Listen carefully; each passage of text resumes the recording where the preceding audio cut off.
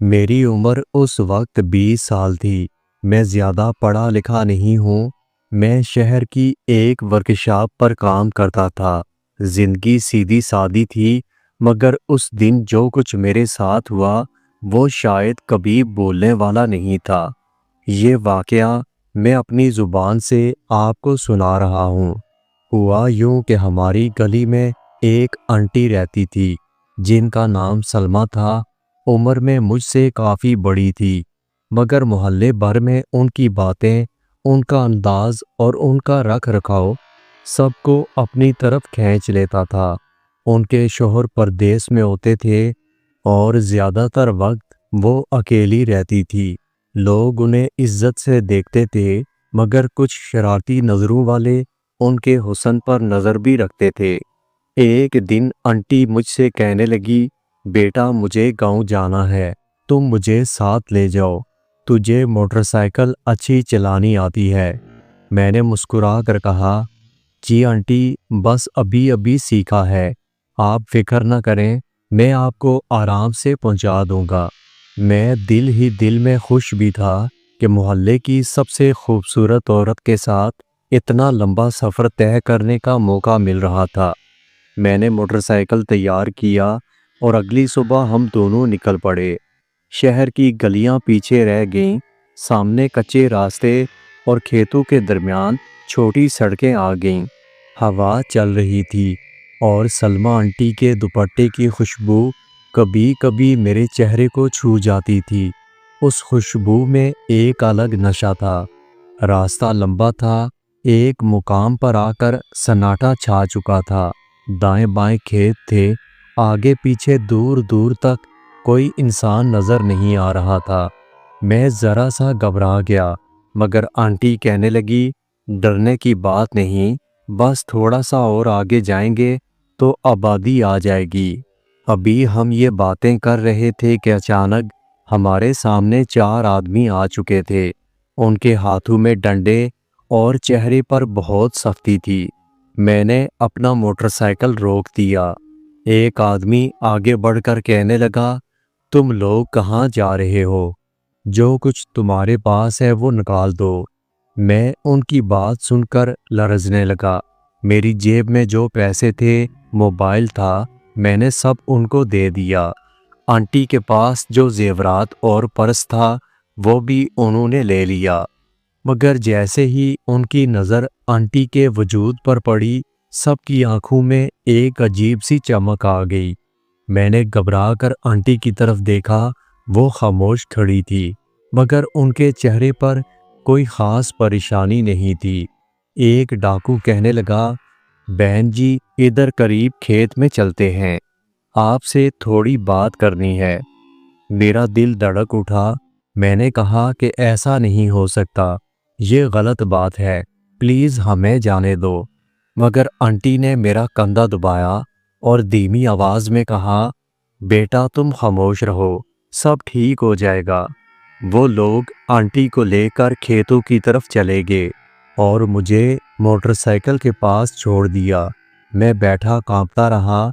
वक्त जैसे रुक चुका था, मगर मेरे दिल में एक तजस्सुस जाग रहा था। आधा घंटा गुजरने के बाद मैं खुद को रोक न सका और दबे पांव खेतों की तरफ जाने लगा। खेत में झांक कर जो मंजर मैंने देखे वो मेरी उम्र के सारे तसव्वुरात से आगे थे। चारों आदमी आंटी के गिर्द जमा थे। हंसी मजाक चल रहा था, बातों में छुपे इशारे थे और माहौल कुछ ऐसा था कि साफ समझ आ रहा था सब अपनी अपनी ख्वाहिश के मुताबिक वक्त गुजार रहे हैं। मैं दूर से ही सब कुछ देख रहा था। आंटी कभी हंसती थी और कभी अपनी नज़रें झुका लेती। उनकी आवाज़ में कोई मजबूरी नहीं थी, जैसे वो ये सब अपनी मर्जी से करवा रही थी। ये सारा खेल 1 घंटा चलता रहा। मेरे दिल की हालत अजीब थी। कभी लगता कि आंटी मुश्किल में है, कभी लगता कि वो खुद इस लम्हे को एंजॉय कर रही है। आखिरकार वो सारे वापस मोटरसाइकिल के पास आ चुके थे। हैरत की बात यह थी कि जाते जाते उन्होंने वही पर्स और जेवरात वापस आंटी के हवाले कर दिए। बल्कि ऊपर से और पैसे भी उनको थमा दिए। मैं हैरान हो रहा था कि ये कैसी डकैती का वाकया था जिसमें लूटने वाले आखिर में तोहफा देकर जा रहे हैं। आंटी ने पर्स संभाला और बाइक पर बैठते हुए बस इतना कहा, बेटा चलो घर चलते हैं, मैं अपने गांव कल जाऊंगी। पूरे रास्ते में मैं कुछ भी नहीं बोल सका। दिल और दिमाग में वो खेत वाला मंजर बार बार घूम रहा था। आंटी बिल्कुल खामोश थी। जब घर पहुंचे तो उन्होंने बस इतना कहा, बेटा कभी कभी जो दिखाई देता है हकीकत उसके खिलाफ होती है। सब कुछ दिल में रखना, जुबान पर नहीं लाना। मैंने हाँ में सर हिला दिया। उस रात नींद आंखों से बहुत दूर थी। मैं सोच रहा था, आंटी जैसी संजीदा और नेक औरत ये सब कैसे करवा सकती है, मगर साथ में मेरा दिल ये भी कह रहा था कि जो कुछ हुआ वो उनकी अपनी मर्जी से हुआ था। अगली सुबह आंटी कहने लगी, बेटा आज मुझे गांव ले चलो, कल जो कुछ हुआ उसको भूल जाओ, आज का दिन अच्छा होगा। खैर मैंने मोटरसाइकिल निकाला और हम दोनों फिर रास्ते पर निकल पड़े। आज आसमान साफ था, हवा हल्की चल रही थी। मैंने दिल ही दिल में दुआ की कि दोबारा वैसा वाकया ना हो। रास्ते में आंटी हंस हंस कर बातें कर रही थी। ऐसा लग रहा था जैसे कुछ हुआ ही नहीं था। मैं सोच रहा था कि औरतों के दिल कितने मजबूत होते हैं। कल खेत में वो जो सब कुछ बर्दाश्त कर चुकी थी, आज उनके चेहरे पर जरा भी असर नहीं था। इस बार हम सीधे गांव पहुंच गए। नाना जी का घर पुराना सा था, मगर बहुत खुला घर था। सहन में दरख्त, कच्चे कमरे और आसपास हरियाली थी। नाना हमें देखकर बहुत खुश हुए। आंटी तो फौरन अंदर जाकर काम काज करने लगी और मैं गांव के माहौल में खो गया। 2 दिन ऐसे ही गुजर गए। सुबह सब्जी, शाम को खेतों की सैर, मगर फिर कहानी ने नया रुख ले लिया। एक दिन सुबह के वक्त दूध वाला आया। गांव में वही एक बंदा था जो सब घरों में दूध पहुंचाता था। लंबा कद, चौड़ा सीना, आंखों में शरारत। जब उसने दरवाज़ा खटखटाया तो मैं सहन में बैठा था। आंटी बाहर आई। दूध वाले ने आंटी को जग थमाया, मगर साथ आंटी के हाथ को काफ़ी देर तक पकड़े रखा। आंटी मुस्कुरा रही थी, मगर कुछ भी नहीं बोली। दूध वाले ने मुस्कुरा कर कहा, आंटी आप तो शहर वाली लगती हैं, आपकी बड़ी शान है। आंटी उसे देखकर मुस्कुरा रही थी। उसके बाद वो अंदर आई। मैंने ये सब देख लिया था, मगर मैं बिल्कुल खामोश था। अगले दिन फिर यही हुआ। इस बार दूध वाले ने आंटी के हाथ को पकड़कर उसके ऊपर हाथ फेरना शुरू कर दिया था। आंटी ने अपनी नज़रें झुका ली। मैंने महसूस किया कि उनके लबों पर हल्की सी मुस्कुराहट थी। मेरे दिल में अजीब सी हलचल पैदा हुई, लेकिन मैंने खुद को समझाया कि शायद ये मेरा वहम था। तीसरे दिन मामला और आगे बढ़ गया। मैं कमरे में बैठा था जब दरवाजे पर दस्तक हुई। आंटी बाहर आई। दूध वाला दूध देते हुए आंटी को देख रहा था। आंटी कहने लगी, अगर दोस्ती करनी है तो शर्त होगी, 1000 रुपये दो, फिर देखना कि मैं कैसी खिदमत करती हूँ। मैंने ये बात खिड़की से सुन ली थी। मुझे हैरत हो रही थी कि वो लोग सरेआम बात कर रहे थे, मगर उससे भी बड़ा झटका मुझे उस वक्त लगा जब आंटी ने मुस्कुराते हुए कहा, तुम 1000 रुपये लेकर आओ, फिर सोचेंगे।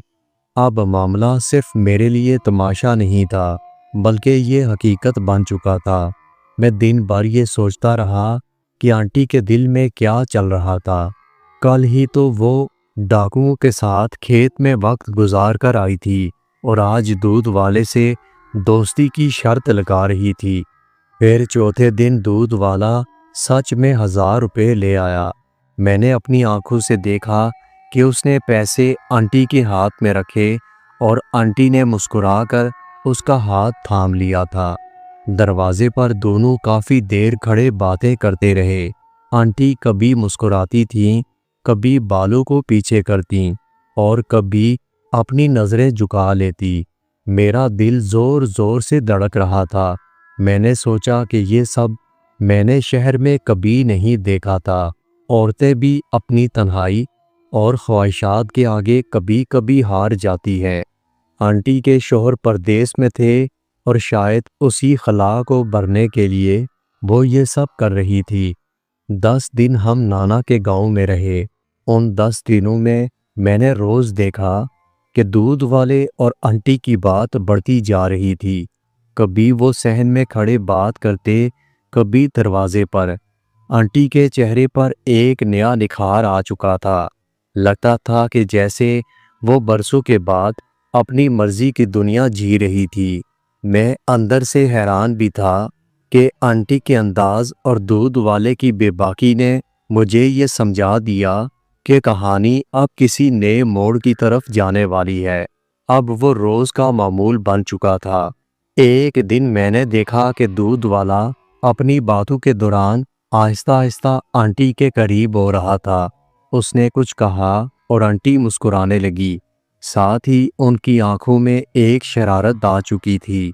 मैं समझ चुका था कि अब ये सब महज सलाम दुआ या रस्मी बात नहीं थी, ये एक ताल्लुक बन चुका था।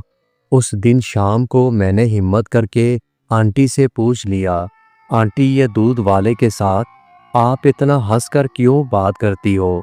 आंटी मुस्कुराने लगी, कहने लगी बेटा कुछ बातें औरतों की अपनी होती हैं, तुझे अभी समझ नहीं आएगी।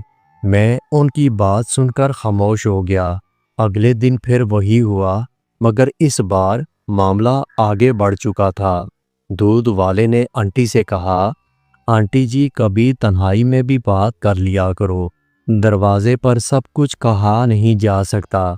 आंटी ने पहले तो उसे टालने की कोशिश की, मगर आखिरकार उन्होंने आहिस्ता से कहा, कल शाम सहन में आ जाना, जब सारे सो जाएंगे।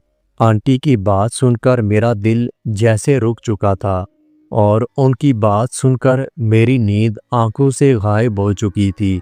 मैं दिन भर करवट बदलता रहा, ये सोचता रहा कि आंटी और दूध वाला सहन में क्या करेंगे। अगले दिन शाम हुई। मैंने देखा कि नाना और बाकी सब लोग जल्दी सो गए। अंधेरा छा गया तो दूध वाला दबे कदमों अंदर आया। आंटी पहले ही सहन में बैठी थी। मैं कमरे की खिड़की से ये सारा मंजर देख रहा था। दोनों आहिस्ता आहिस्ता बात करने लगे, पहले हंसी मजाक, फिर राजो न्याज। दूध वाले ने आंटी का हाथ पकड़ा, लेकिन आंटी ने अपना हाथ नहीं छुड़ाया था। ये लम्हा मेरे दिल पर बिजली की तरह गिरा था। उनके दरमियान इशारों से बात हो रही थी। कभी दूध वाला कहता, आपके बगैर गांव सोना लगता है। आंटी जवाब देती, जिंदगी भी तन्हा हो तो बड़ी भारी हो जाती है। मैं सब कुछ देख रहा था, मगर बोलने की हिम्मत नहीं थी। वो लम्हे मेरे अंदर हलचल पैदा कर रहे थे। उस रात के बाद वो अक्सर सहन में मुलाकात करने लगे। कभी कभी दरवाजे पर बात लंबी होती। आंटी का ये रूप मेरे लिए नया था। वो औरत जो मोहल्ले में सबके सामने पर्दादार और नेक मशहूर थी, अब गांव में तन्हाई और ख्वाहिश के आगे खुद को आज़ाद छोड़ रही थी। एक रात मामला कुछ ज़्यादा आगे बढ़ चुका था। दूध वाला सहन में आया तो आंटी ने इस बार पहले से ज़्यादा कुर्बत दिखाई। उनके चेहरे पर मुस्कुराहट थी, आवाज़ में नरमी थी। मैंने साफ देखा कि वो दोनों एक दूसरे के करीब बैठे थे। वो दोनों इशारों से बात कर रहे थे, जिन्हें बयान करना बहुत मुश्किल था। आंखों के सामने सब चल रहा था। इस सब को देखते हुए मुझे एहसास हुआ कि औरत की ख्वाहिश और जज्बात कभी ख़त्म नहीं होते। आंटी ने ये राज मुझसे कभी नहीं कहा, मगर उनकी आंखें, उनकी मुस्कुराहट, उनकी हर हरकत ने ये सब कुछ वाज़िया कर दिया था। बातों का सिलसिला चलते चलते इशारों में बदल गया। इशारे, नज़रों के खेल, हाथों की जुम्बश। आंटी कभी नज़रें झुका लेती, कभी हंसकर मुस्कुराने लगती। اور کبھی آنٹی بالو کو چہرے سے پیچھے کرتے ہوئے وہ اشارہ دیتی جسے صرف سمجھنے والے سمجھ پاتے ہیں۔ دودھ والا ان کے اشاروں کو پہچانتا تھا۔ وہ ان کے مزید قریب ہونے لگا۔ میں یہ سب دیکھ رہا تھا۔ اندر ہی اندر مجھے غصہ بھی آ رہا تھا۔ دل چاہ رہا تھا کہ جا کر پوچھوں آنٹی یہ سب کیوں کر رہی ہے، مگر پھر خود کو روک لیتا۔ شاید میری جوانی کا تجسس تھا جو مجھے ان لمحوں کو خاموش گواہ بنا رہا تھا۔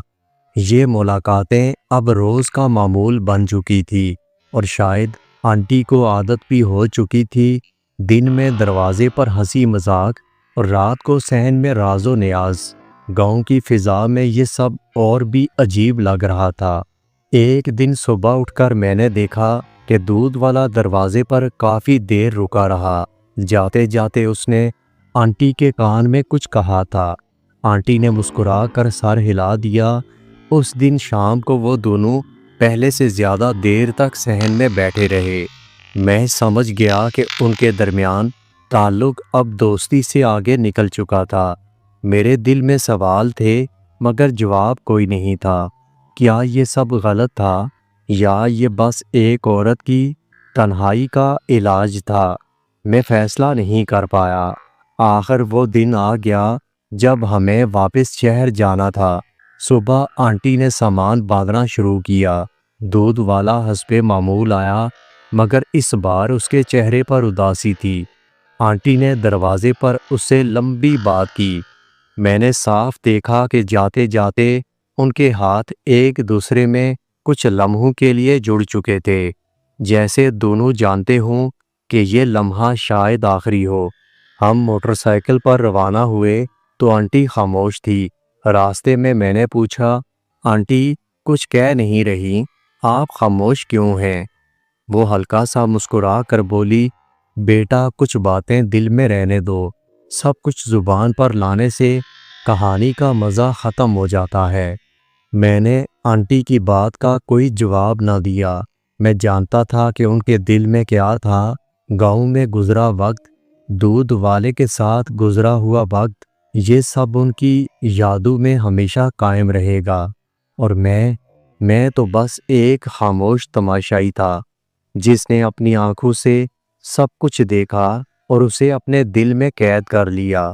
جب شہر واپس آئے تو آنٹی دوبارہ وہی باوقار پردے دار عورت بن گئی۔ محلے والے انہیں دیکھ کر عزت دیتے رہے۔